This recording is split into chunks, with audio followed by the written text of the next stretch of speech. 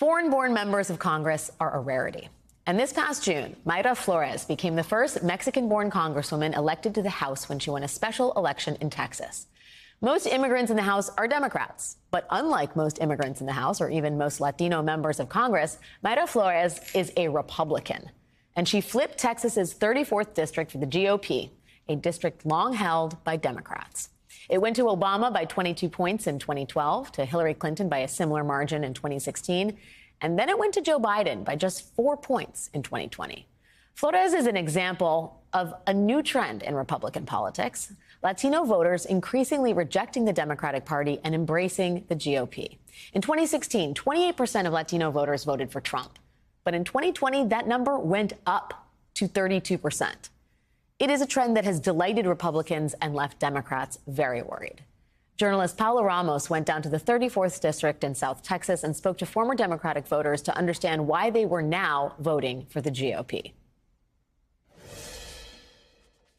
Is anyone in this room, had anyone been a former Democrat at some point? Had anyone ever voted for a Democrat? Raise your hand. Okay, so several of you. Why are we suddenly seeing a Republican having so much momentum? What do you all think? We were already conservatives. We were already with conservative values. It's just nobody noticed. They took us for granted. The party, the Democratic Party, left me. I didn't leave the party. We are not to be taken advantage of. We are not to be assumed that because we're Hispanic, we're naturally going to vote Democratic. What does the Congresswoman represent for you all?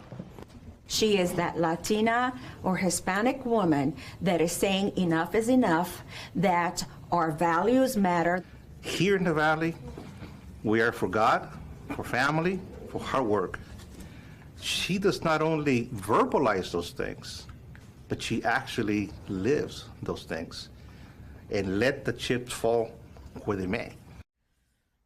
Paula has been traveling across the country ahead of the midterms, talking to Latino voters to understand this apparent rightward shift. The latest episode of Field Report with Paula Ramos, which focuses on Congresswoman Flores' South Texas district, will air shortly. Stay tuned right here on MSNBC at 10 p.m. Joining me now is Paula Ramos. Paula, it's great to see you. We love what you are doing here. Thank you. What do they mean? The Democratic Party has left me. What does that practically mean? It means that they believe that they no longer align with their values, right? When you think of someone like Mayra Flores, the reason why she won, one of them was because of her message. It was clear. It was God, family, country. And she bet on this idea that conservatives have bet on for many years. It's what Reagan believed in. It's what Trump believed in. It's what Bush believed in, which is, yes, at our core, Latinos are more conservative.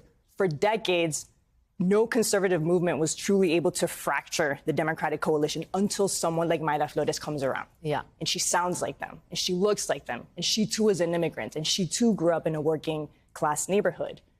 And she bet on that idea, and it started working. Okay, so God, country, what was the other one? Family. Family. At the same time that they feel like the Democratic Party has abandoned those values as they see them, the Republican Party is doing some things that one would think would alienate Latino voters, right? I mean, today, the National Republican Senate Committee sent out an email asking supporters where Republican governors should ship migrants next.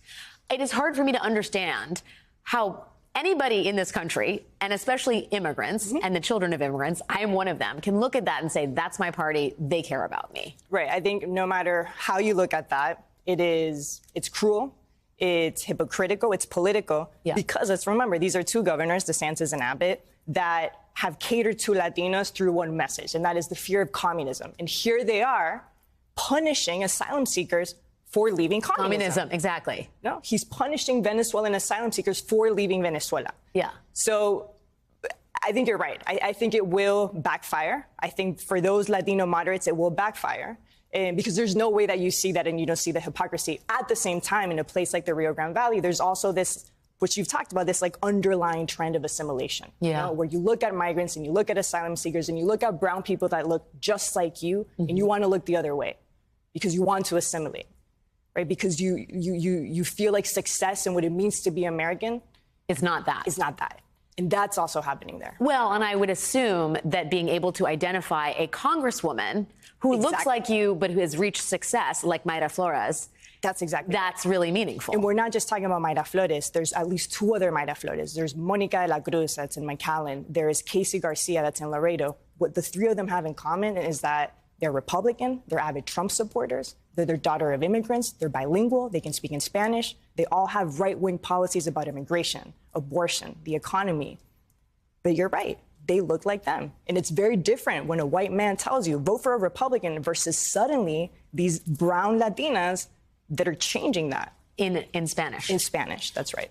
The one thing that there are many fascinating aspects of all of this. You speak to a political Latino outreach group that is advocating for the preservation of conservative values. And they say one of the forums in which outreach has taken place is the church.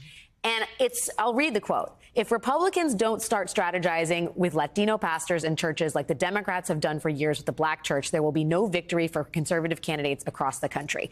It is fascinating to me that the church is so mined politically. White evangelicals, a bedrock contingent of the Republican Party. Black church-going Democrats. I mean, Souls to the Polls is an invention of the black church and a largely Democratic activity. And yet the Latino church has not been, I guess, seized upon in the way that one would expect it to be as an organizing tool. That was their exact decision-making process, right? Where they saw the way that Democrats are going into black churches, are mobilizing their base, and they said, wait a second, they've been doing this for decades. Why don't we do the same thing? And so that's one of the ways that Mayra Flores won, through her pastor. Her campaign started in her church, in her evangelical church. Her pastor mobilized the congregation. He mobilized other pastors. He mobilized evangelical Latinos in the area.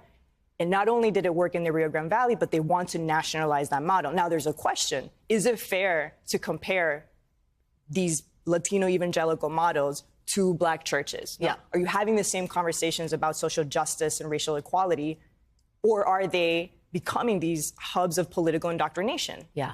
That is an open question.